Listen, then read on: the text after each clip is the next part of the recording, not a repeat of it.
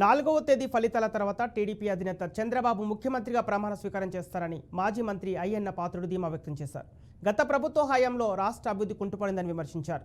తిరుమల శ్రీవారిని సతీ సమేతంగా అయ్యన్న పాత్రుడు దర్శించుకున్నారు. వీఐపీ విరామ సమయంలో స్వామివారి సేవలో పాల్గొన్నారు. ఇక వెంకన్నకు మొక్కులు చెల్లించుకున్నారు.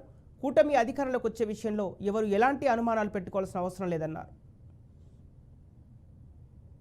ఈరోజు అందరికీ నమస్కారం అండి. ఈవేళ తిరుపతి రావడానికి కారణం ఏంటంటే మా ఇద్దరికి పెళ్లి రోజు.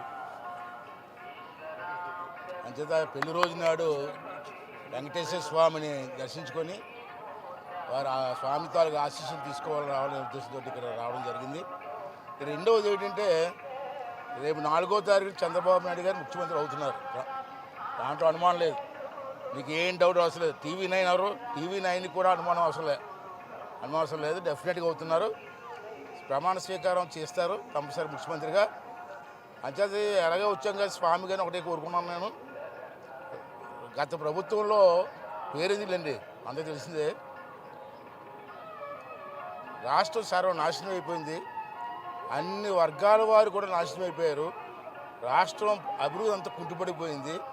అంచేత స్వామి గారిని ఏం కోరుకున్నానంటే చంద్రబాబు నాయుడు గారు ఎలాగ ముఖ్యమంత్రి అవుతారు, ఈ వయసులో అతనికి ఆరోగ్యాన్ని మీ ఆశీర్వాదాన్ని ఇచ్చి ఒక మనస్థైర్యాన్ని ఇచ్చి ఈ రాష్ట్రాన్ని అభివృద్ధి చేసే ధైర్యాన్ని శక్తిని ఇవ్వాలని చెప్పి ఆ స్వామివారిని మనస్ఫూర్తిగా కోరుకోవడం జరిగింది.